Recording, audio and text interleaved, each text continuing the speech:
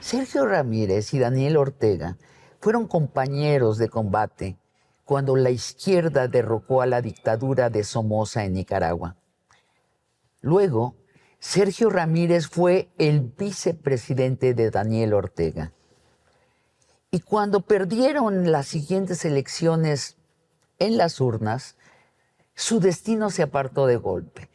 Sergio estuvo orgulloso de entregar el poder para robustecer la democracia en Nicaragua. En cambio, Daniel Ortega se preparó para retomar el poder por asalto.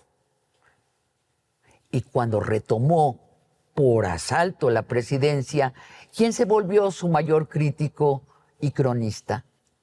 Sergio Ramírez, su otrora vicepresidente. ¿Cómo un movimiento de liberación se vuelve una dictadura? ¿Qué signos de alarma nos lo avisan? ¿Qué pierde la izquierda cuando se vuelve una dictadura? ¿Y cómo criticar lo que hace mal la izquierda desde la izquierda y sin darle municiones a la ultraderecha? Eso se lo pregunto hoy a Sergio Ramírez. Bienvenidos a Largo Aliento.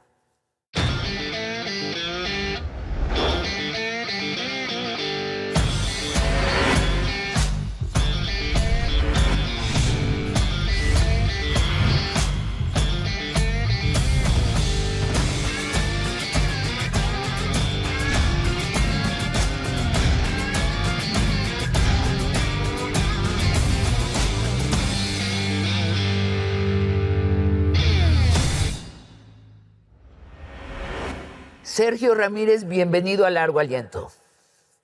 Muchísimas gracias, encantado de estar aquí con ustedes. Sergio, empecemos por el triunfo de la revolución sandinista en 1979. ¿Cómo habías participado tú para lograr ese triunfo y qué sentías que estaban haciendo en Nicaragua? Bueno, yo era un escritor y tenía por primera vez la oportunidad de dedicarme a la escritura porque había recibido una beca en el programa de artistas residentes en Berlín, con la obligación nada más de escribir.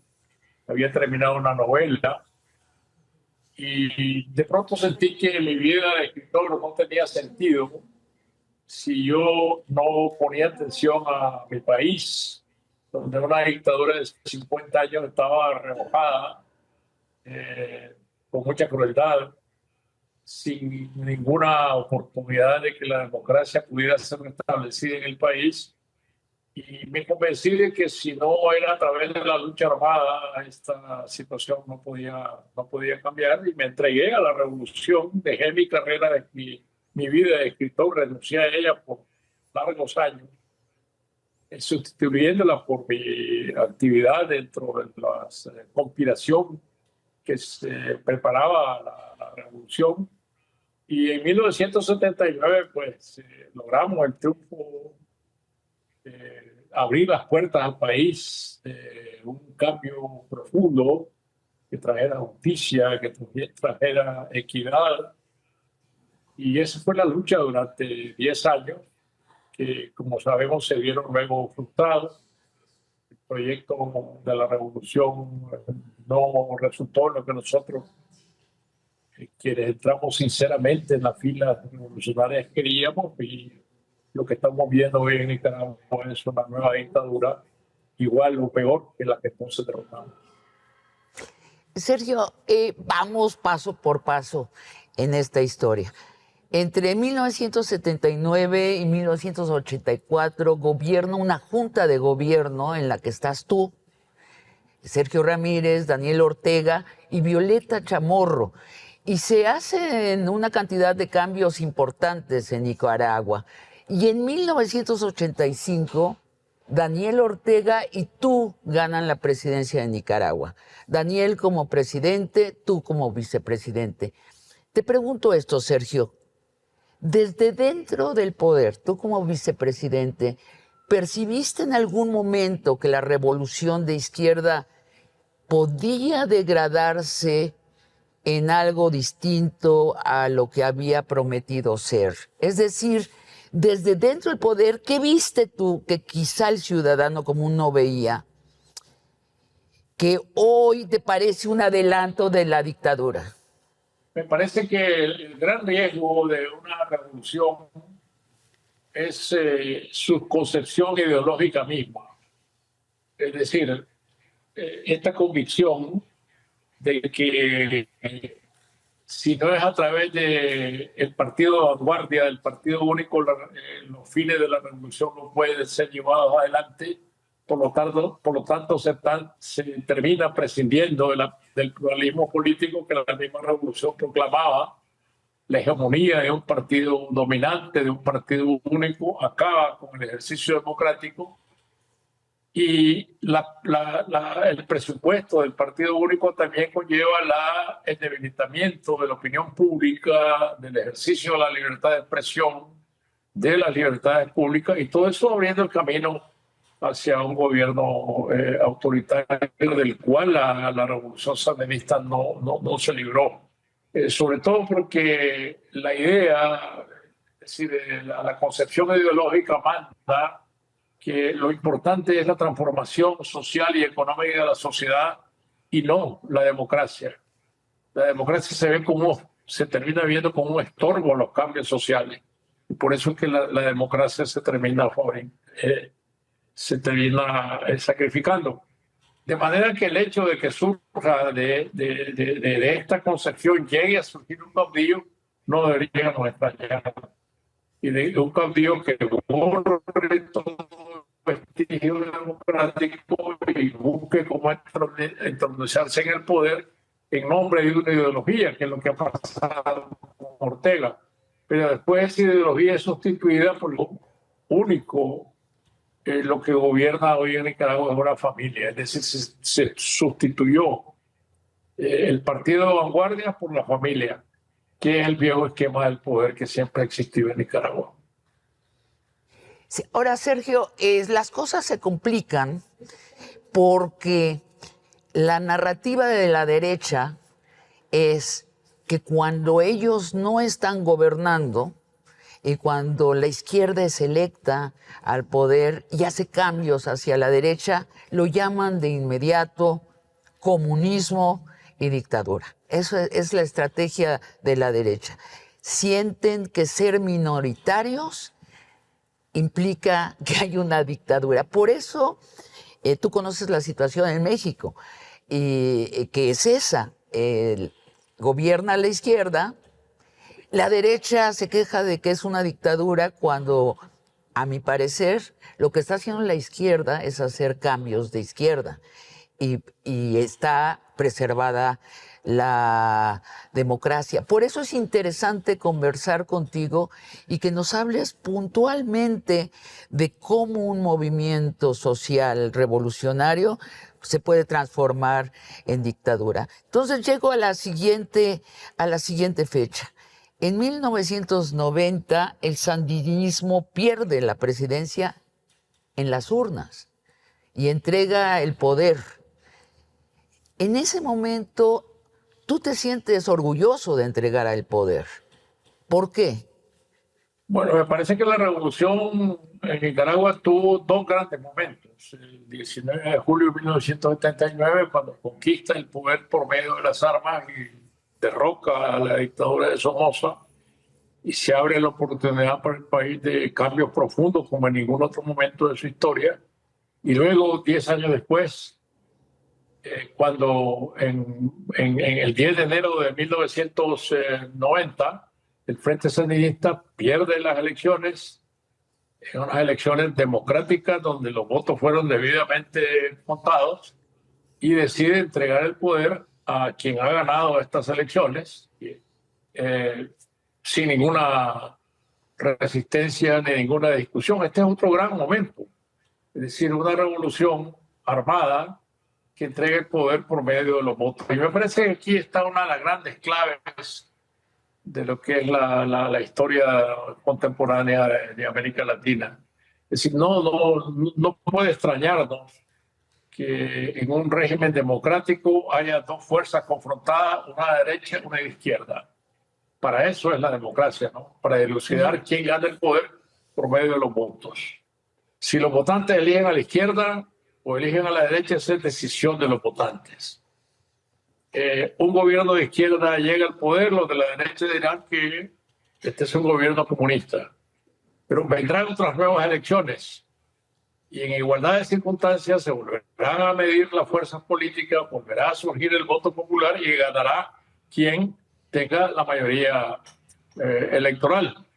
Mientras tanto, no hay una alteración de lo que es el esquema democrático. Lo malo es cuando un gobierno, en nombre de una ideología, gana una elección y comienza a falsificar y a atropellar a las instituciones para quedarse para siempre en el poder. Ahí es donde nos topamos con el autoritarismo, sea de izquierda, sea de derecha, que es prescindir del sistema democrático o aprovecharse del sistema democrático para quedarse en el poder. Y quedarse en el poder, ¿qué significa? Violencia contra las leyes, violación de la Constitución, atropello de los derechos humanos, de las libertades civiles. Por eso es que nos movemos en América Latina entre estos dos modelos. Si tomemos, por ejemplo, Chile, ¿no? En Chile llega un joven radical, todo el mundo de la derecha le tiene mucho miedo, comienzan a decir que este es un comunista. Boric da una lección democrática a lo largo de estos años, de tolerancia, de pluralismo, y entrega el poder a un candidato de la extrema derecha porque ha ganado con la legitimidad de los votos. Esa es la democracia, digamos, es el esquema inevitable de democracia que tenemos que vamos a ver en América Latina. Lo hemos visto en Brasil, dos fuerzas contrarias se disputan el poder. En determinado momento Bolsonaro no quiere entregar el poder desde la extrema derecha,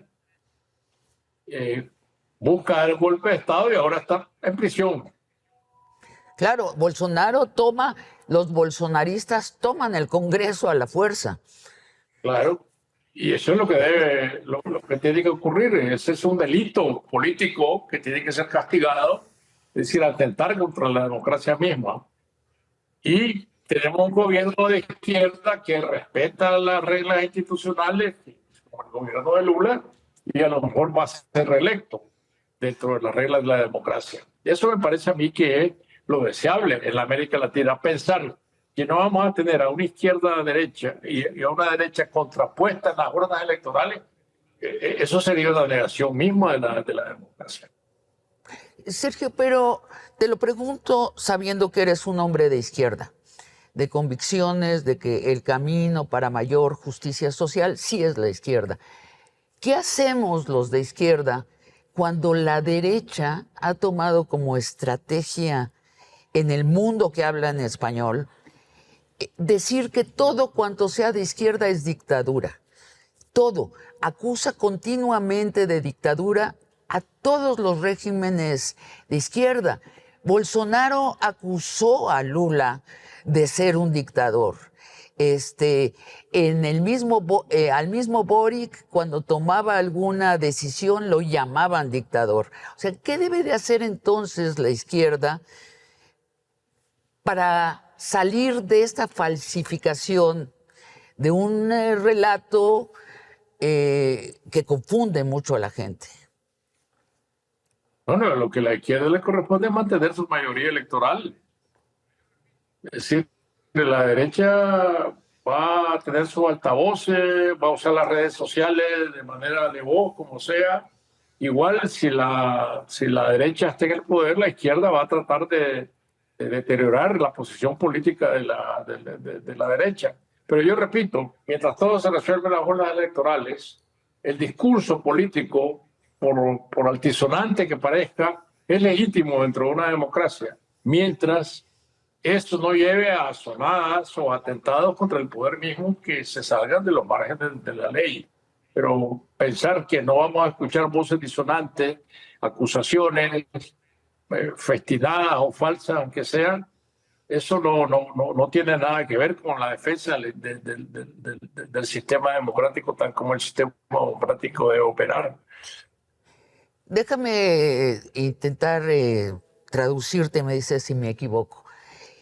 Ante la acusación de ser una dictadura, cuando una izquierda no lo es, lo que debe es informar de cómo no lo es. Debe usar sus bocinas de comunicación para desmontar la acusación con verdades. Sí, eso me parece que es parte del debate. Estamos hablando de un sistema democrático. No estamos hablando de un sistema autoritario. Estamos hablando de un sistema democrático donde todas las voces legítimas, por extremas que parezcan, tienen que ser permitidas dentro del debate. El que termina resolviendo la disputa al final es el mismo pueblo a través de los votos. Es decir, mientras que reconozcamos que la soberanía popular reside en el derecho al voto y que es el pueblo el que puede cambiar o no cambiar un régimen, me parece que estamos dentro de los márgenes que la democracia debe privilegiar. Sergio, en 2007, en el año 2007, Daniel Ortega, a la cabeza del Frente Sandinista, recupera la presidencia y ya nunca la suelta. Ya nunca la suelta. Explícanos qué hace para ya nunca soltarlo.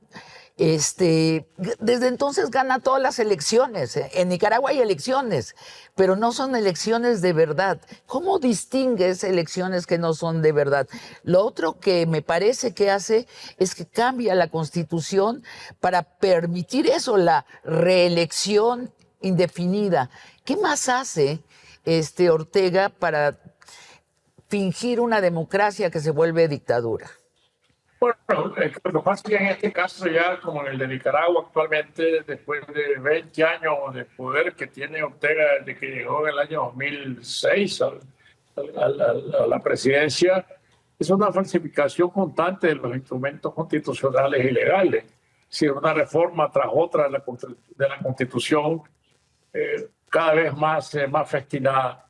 Es decir, usar la Constitución como instrumento de poder más allá de los consensos nacionales. Es decir, eso es lo que ocurre con una dictadura.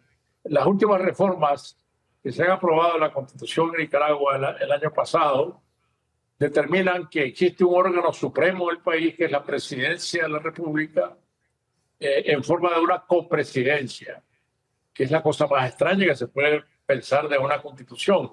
Crea la figura copresidencial, hombre y mujer, marido y mujer, que ya es un sello muy personal que se le da a la Constitución, un sello atrabiliario, arbitrario, y luego la Constitución establece que a este órgano supremo, que es la presidencia, están subordinados los órganos del Estado. Se elimina la palabra poderes del Estado por el órgano del Estado. Entonces a la presidencia están subordinados el órgano electoral, el órgano legislativo y el órgano judicial.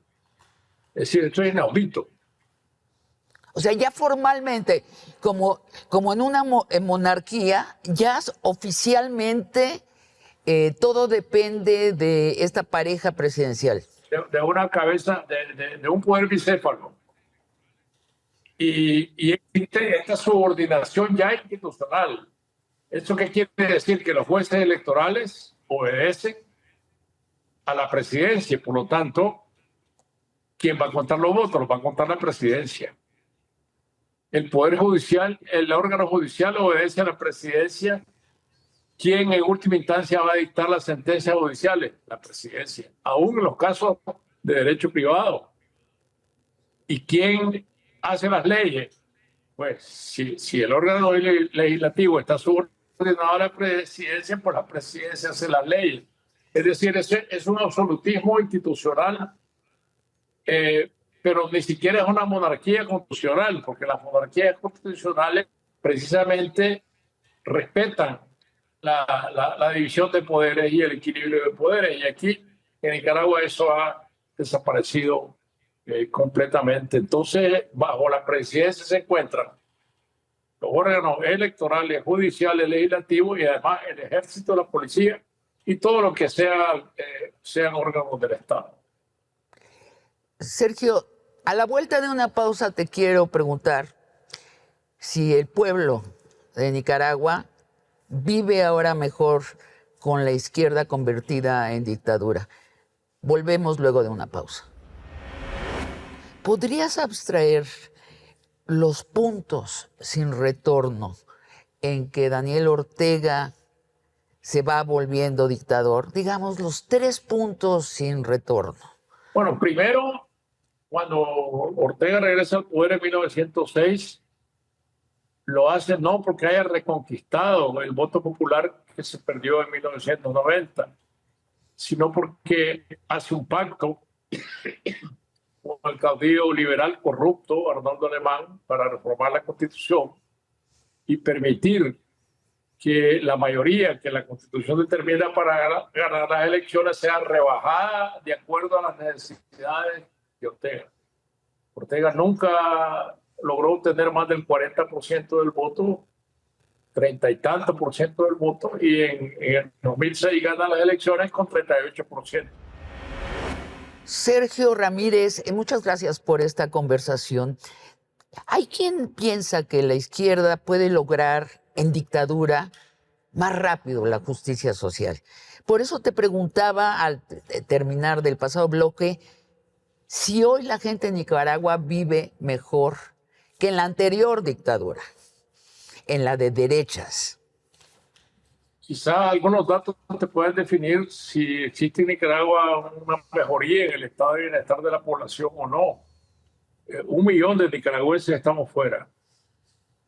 ¿Y cuál es la población que está dentro? De un total de 6 millones de habitantes. Pero hemos salido de Nicaragua desde el año 2018, cuando se dio la masacre contra los jóvenes en las calles y hubo un saldo de 400 asesinados por la fuerza represiva de la dictadura de Ortega. A partir de entonces nos hemos ido del país 1 millón de personas, de un total de 6 millones de habitantes.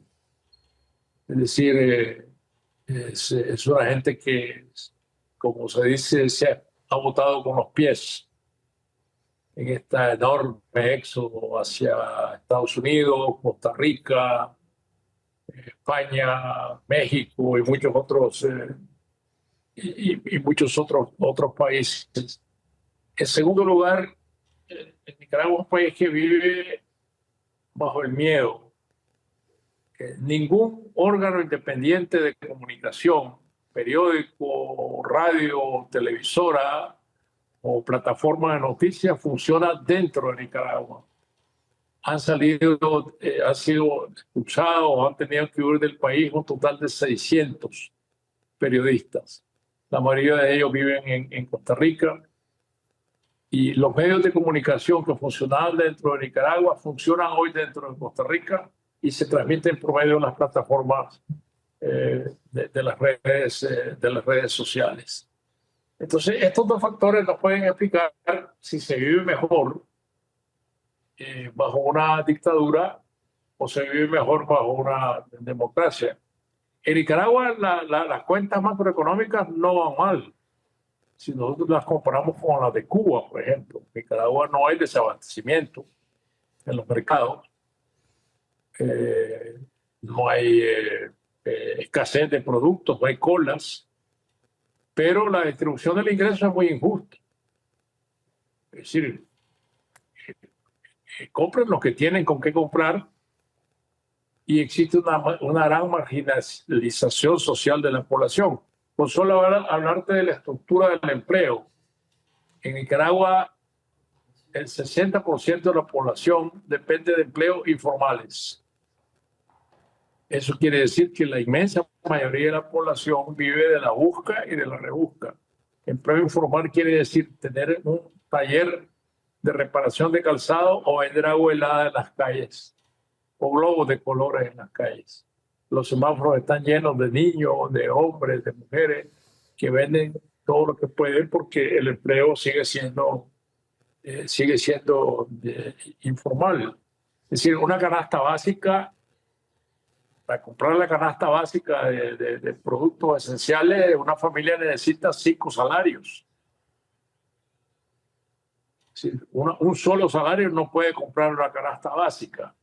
Entonces, y el país debe 14.000 millones de dólares, mientras su Producto Interno Bruto es de 11.000 millones de dólares, el Producto Interno Bruto más pequeño de toda la América Latina, más pequeño aún que el de Honduras, que antes se comparaba que quién es el país más pobre, Haití, Nicaragua, Honduras. Ahora, el Producto Interno Bruto de Nicaragua solo es mayor que el de Haití, mientras que el de Honduras duplica ya al de Nicaragua. Entonces, esta es la situación de un país bajo una dictadura. Las dictaduras nunca son beneficiosas. Las dictaduras nunca producen bienestar. Los dictadores terminan enriqueciendo a su propia familia. Una de las familias más ricas de Nicaragua es hoy la familia Ortega, porque son los dueños de las telecomunicaciones, son los dueños de la importación y la distribución de combustibles y los dueños de la producción y la generación de la energía eléctrica. Es decir, son dueños de lo que son las empresas estratégicas del país, a pesar de que hay muchos empresarios privados, por supuesto. Nicaragua no es una economía estatal, ni mucho menos, pero la riqueza de la familia Ortega destaca hoy entre las familias más adineradas del país. En eso termina siempre una dictadura. Una dictadura termina olvidándose de sus orígenes ideológicos, termina olvidándose de las ambiciones, antiguas ambiciones de beneficiar a la población y termina enriqueciéndose ellos mismos. ¿Y qué dirías que es China? Bueno, China es una potencia mundial de partido único, eso lo hemos sabido siempre. China nunca ha escondido su naturaleza ideológica ni su estructura de partido único, y sin embargo una especie de capitalismo de Estado, ¿no? Que les ha permitido lograr un enorme desarrollo económico y estar en la punta tecnológica en el mundo. Es una combinación muy interesante, ¿no? Porque sí, las prioridades son políticas. El Estado tiene la última palabra y al mismo tiempo tienen una economía competitiva al interior. Siempre es un modelo muy, muy particular, que muy chino, ¿no? Es decir, creo que le sirve a China, pero no creo que sea modelo para ningún otro país en el mundo. Si no nos olvidemos que el modelo de China es muy, muy arcaico. Es decir, el modelo de China hay que remontarse a los antiguos emperadores de las dinastías medievales, en donde el emperador está colocado muy por encima, casi como una deidad. No nos olvidemos que el nombre de Xi Jinping y sus ideas, el actual presidente de China, están inscritas dentro de la propia Constitución. Él personalmente encarga la autoridad suprema, y si no acabamos de verlo, como la jefatura del ejército ha sido arriba por deslealtad a las ideas del presidente de China. Es decir, ese es el modelo, ¿no? Ahora, ese es un modelo que sí produce riqueza, produce alta tecnología. China se nos presenta en los videos que vemos como un país del futuro por sus carreteras, por sus ciudades, por su poder tecnológico. El comercio de China domina el mundo hoy en día, pero tampoco nos olvidemos que China es un expoliador de riquezas naturales, como lo ha hecho en África. En África se ha apoderado de los planteles minerales, de la producción de oro, de tierras raras, y actúa como una verdadera potencia colonial, porque está en un periodo de acumulación de riqueza para volverse una verdadera potencia mundial. Sergio, regresando a Nicaragua, ¿podrías abstraer los puntos sin retorno en que Daniel Ortega se va volviendo dictador? Digamos, los 3 puntos sin retorno. Bueno, primero, cuando Ortega regresa al poder en 1906, lo hace no porque haya reconquistado el voto popular que se perdió en 1990, sino porque hace un pacto con el caudillo liberal corrupto Arnoldo Alemán para reformar la Constitución y permitir que la mayoría que la Constitución determina para ganar las elecciones sea rebajada de acuerdo a las necesidades de Ortega. Ortega nunca logró obtener más del 40% del voto, 30 y tanto por ciento del voto, y en el 2006 gana las elecciones con 38%. Sí, de acuerdo con este pacto corrupto con Alemán, que amenazaba con meter en la cárcel porque Ortega dominaba ya entonces el poder judicial en los juicios de lavado de dinero a que Alemán estaba sometido. En segundo lugar, Ortega comienza a concentrar poder económico y en esto le es muy útil el auxilio del presidente Chávez de Venezuela. Chávez le transfiere a Nicaragua a través de embarques de petróleo y préstamos sin retorno unos 8.000 millones de dólares. Y esto es lo que asienta la capacidad de Ortega de adueñarse de parte esencial de la economía del país, combustible, electricidad. Sacan a la compañía española que manejaba el comercio de la energía eléctrica en el país y personas allegadas a Ortega, testaferros suyos, terminan comprando estas compañías con dinero de Chávez, con dinero del petróleo venezolano. Y en tercer lugar, su entendimiento con el gran capital financiero de Nicaragua. Él logra persuadir al gran capital financiero de Nicaragua que él es el único que les puede ofrecer la seguridad suficiente para sus negocios. Y viene una alianza a finales de los años 2015, 2016 por ahí, en donde el gran capital financiero comienza a formar con Ortega una especie de gobierno corporativo. ¿Sí?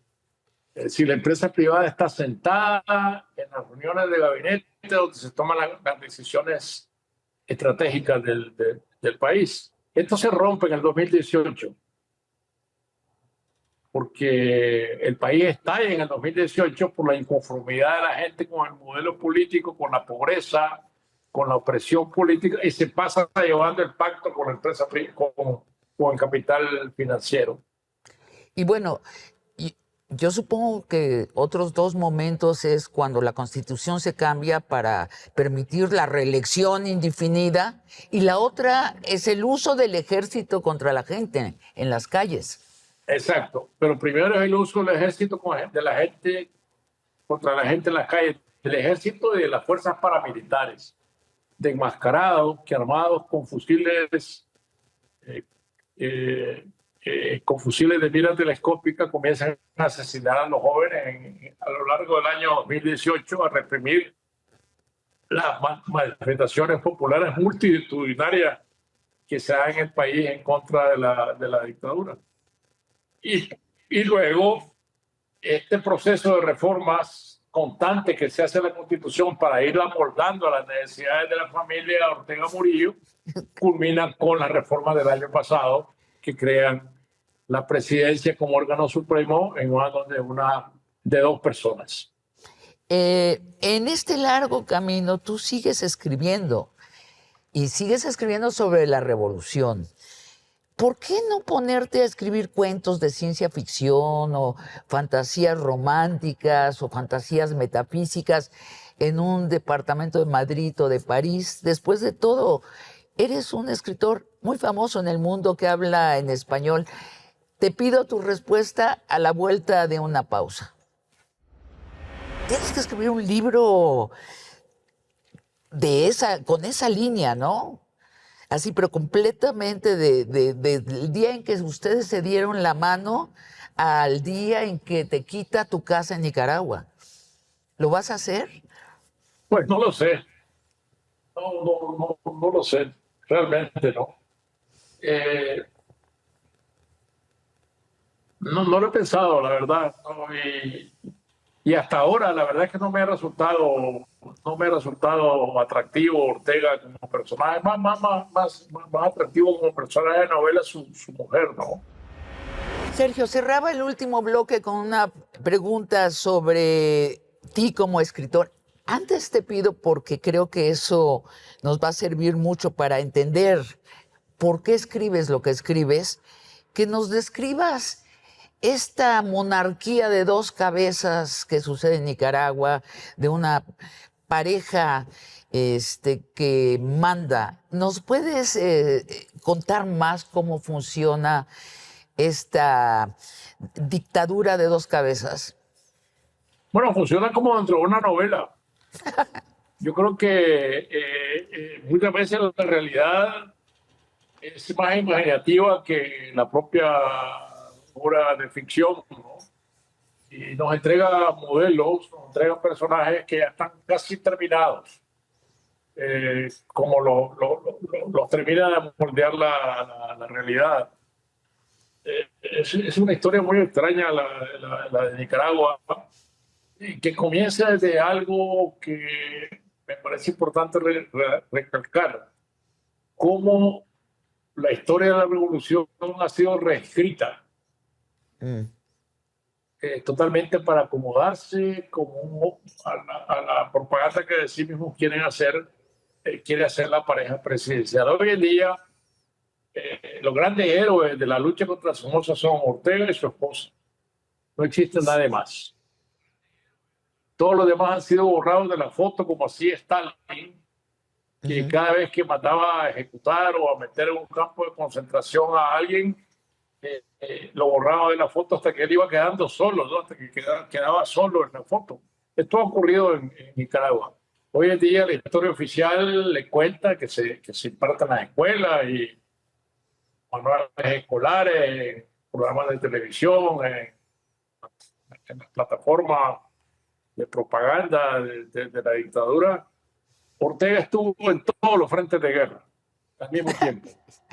Al mismo tiempo. Es decir, en el frente norte, en el frente sur, en la lucha urbana dentro de Nicaragua y su mujer igual, ¿no? Es decir, que la esposa de Ortega nunca participó en la guerrilla. Eso pues obviamente me consta, ¿no? Que nunca Ajá. participó, fue una figura marginal. Y llegó por razones de que se volvió la compañera de Ortega, comenzó a aparecer, pero no tenía ningún papel en la...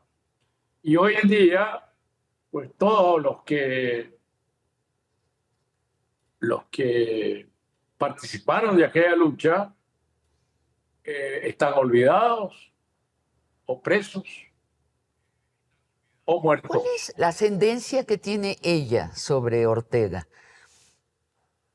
Bueno, habrá muchas razones para explicarla, pero eh, me parece que una de sus virtudes es haberse vuelto imprescindible para Ortega.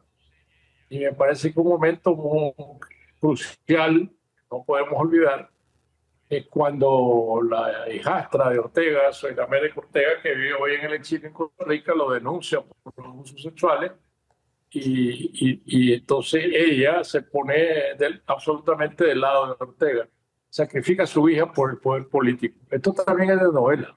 Sí, sí es de novela. Llega un momento que ella aparece al lado de Ortega respaldándolo y acusando de mentirosa, falsaria y envidiosa a su propia hija. Y eso es lo que le garantiza la cuota de poder importante que ahora tiene, esta fidelidad al marido, sacrificando a su propia hija que vive en el exilio. Y replica el discurso de izquierda, pero con hechos que no tienen que ver con la izquierda. Eso es lo que pasa en Nicaragua, ¿cierto?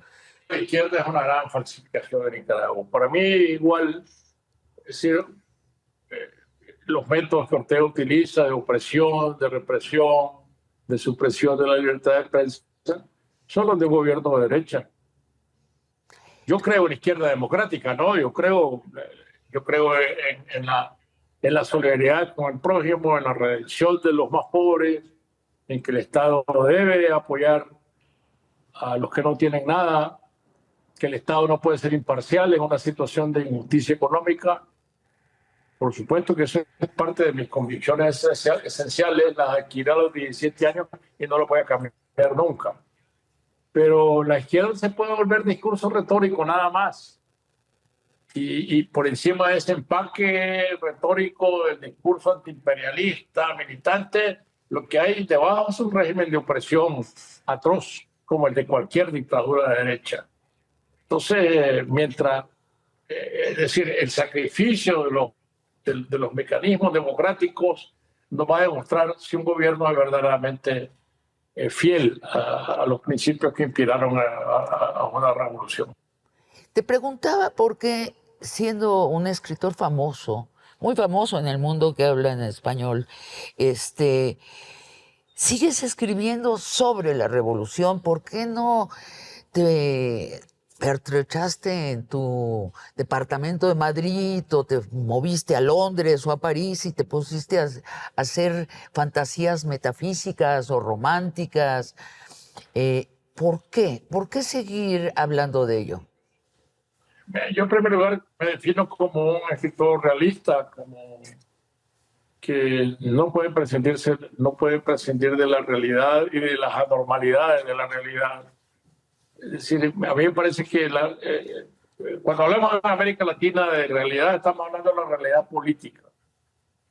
Es decir, ¿qué es lo que sirve de acicate a un escritor? La normalidad de la realidad.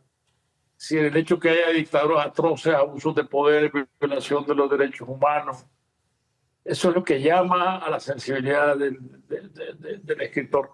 Si tuviéramos gobiernos, en la mayoría de nuestros países tuviéramos gobiernos respetuosos del orden público, del orden democrático, de las elecciones, de la alternabilidad en el poder, que los tribunales de justicia funcionaran de manera independiente, la política dejaría de ser un motivo de la realidad. Si nos acostumbraríamos a ver la realidad como algo secundario y poco digno de ser tomada en cuenta dentro de un trabajo de ficción. Lo que nos seduce es la normalidad, la violencia de la normalidad.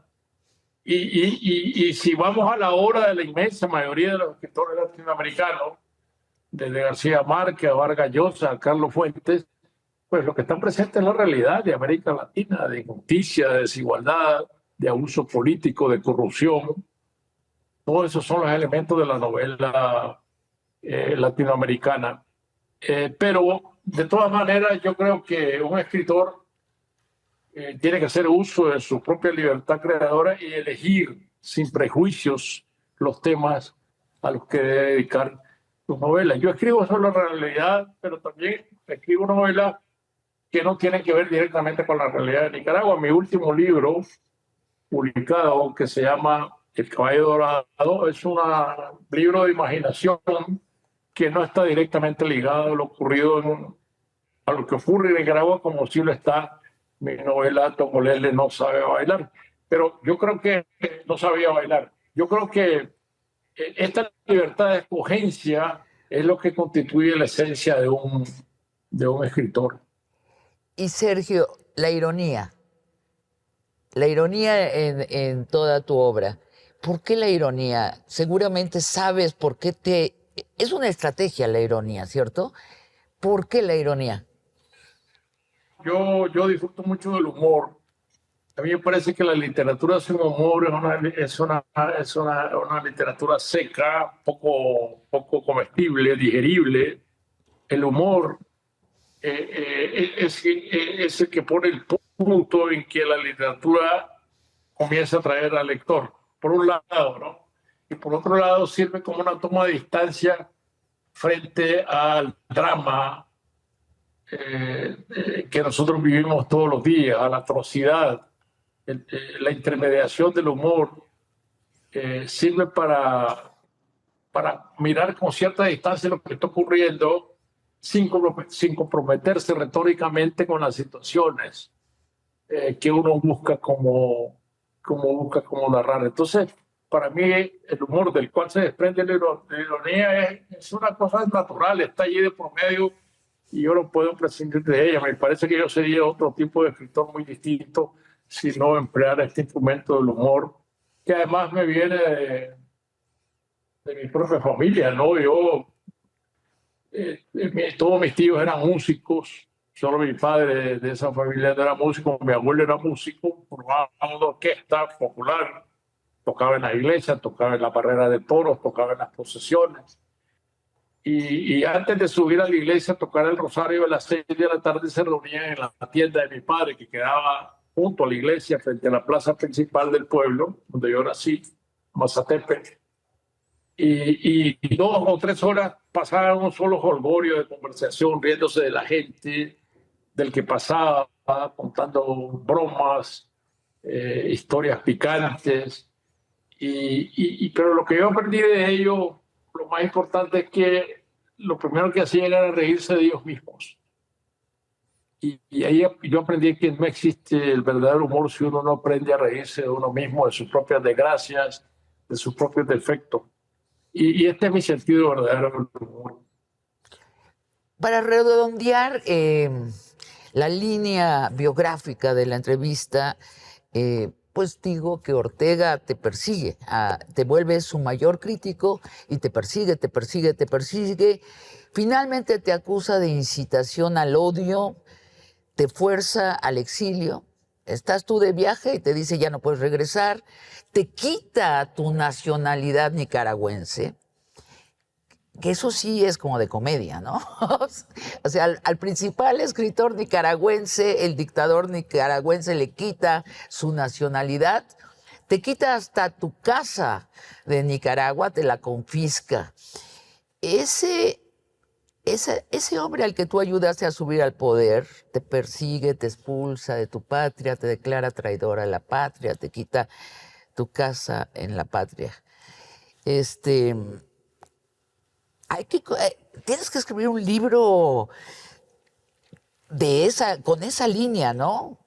Así, pero completamente del día en que ustedes se dieron la mano al día en que te quita tu casa en Nicaragua. ¿Lo vas a hacer? Pues no lo sé. No lo sé. Realmente no. No lo he pensado, la verdad. ¿No? Y hasta ahora, la verdad es que no me ha resultado atractivo Ortega como personaje. Más atractivo como personaje de novela su mujer, ¿no? Por esto que tiene todo este habla de la brujería, de los árboles de la vida, de esta extravagancia al vestirse. Me parece que, pero tal vez se vuelve un personaje demasiado típico. Pero bueno, pues nos reiremos mucho. Digo, es una Lady Macbeth centroamericana, ¿no crees? Eso sí. Sergio, ¿qué le dices a los jóvenes? Tener mucha esperanza. Yo creo que estamos viviendo tiempos duros, oscuros en América Latina. La resurrección de la doctrina Monroe con agresiones imperiales descaradas, las amenazas constantes a la soberanía de los países, la imposición de la ley del más fuerte. Pero todo eso pasará. Es decir, los autoritarismos serán derrotados, la democracia tendrá que imponerse y deberemos vivir vidas mejores. Es decir, lo que les pido a los jóvenes es no perder la esperanza de que siempre un mundo mejor es posible. Si las utopías siempre son posibles. ¿Y deben creer en la revolución armada o ya no? La revolución armada es demasiado peligroso. Es decir, se desprestigiaron a sí mismas porque no solo porque pasaron de moda, sino porque no fueron eficaces. Y yo sí nunca le aconsejaría a un joven tomar un arma para una idea, porque quien toma un arma para defender una idea termina entronizando a un nuevo caudillo. Y cuando el poder depende de los fusiles, siempre vamos a tener la repetición de un modelo dictatorial. Por la carga de violencia, Sergio, o sea, porque cuando interviene la violencia, inevitablemente la sucede la dictadura. A ver, quien proclama una idea política con las armas en la mano siempre va a terminar apoderándose del poder con el arma y despreciará los votos. Esto me parece que es esencial o degenerará en otro modelo. Veamos cómo degeneraron las guerrillas colombianas hoy día en bandas del narcotraficante. ¿Y qué les dicen, qué les dices a los jóvenes y a los no jóvenes también? ¿Qué deben observar en sus líderes políticos? ¿Ante qué conductas deben tener paciencia, tolerancia? ¿Y ante qué conductas deben alzar la voz y decir, esto no pasará? Ahí nos vemos, muchachos de la revolución. Frente a las arbitrariedades, a los abusos, a las violaciones de derechos humanos, a la corrupción, vengan de donde vengan. Y esto me parece que el presidente Boric de Chile ha dado una gran lección a la hora de enfrentar los abusos de los derechos humanos, la corrupción, que la corrupción no solo existe en la derecha, sino también existe en la izquierda, que la izquierda es capaz de los abusos de los derechos humanos igual que la derecha. Es decir, esta certeza de que la defensa de los valores democráticos y los derechos humanos está por encima de las ideologías, esto me parece que es muy, muy importante. Y la otra cosa que me parece muy importante no olvidar es que en América Latina somos una comunidad que debemos escucharnos unos a otros. No debemos creer en las soberanías aisladas, en que yo no debo meterme con denunciar los problemas de otros países porque estoy violentando su soberanía. Yo creo que quien no denuncia a Nicaragua en respeto a la soberanía del país, flaco favor le está haciendo a la soberanía de Nicaragua. Que la soberanía popular se basa también en el respeto a los derechos humanos. Las soberanías no son abstractas y las dictaduras se aprovechan de estos conceptos de la soberanía. No somos islas en América Latina, somos comunidades sociales y políticas muy bien conectadas y debemos estar alerta de lo que sucede en un país para estar conscientes de cómo replicar una protesta en los otros países. Es muy cierto, Sergio. En los últimos 5 años, la derecha en el mundo que habla con la ñ ha hecho think tanks donde asiste la derecha de todos los países, han desarrollado un discurso, tienen comunicadores que viajan de un país a otro, o sea, han articulado una derecha latinoamericana, hispanoamericana, porque incluye a España. Y la izquierda nos falta hacer eso. Debemos articularnos, debemos alimentarnos unos a otros de nuestras fuerzas y talentos. Creo que tienes mucha razón.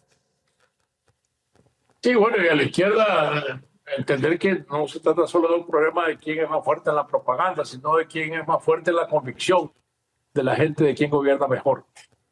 Sergio, te agradezco muchísimo tus palabras, que no sea la última. Encantado. Que volvamos a conversar en largo aliento.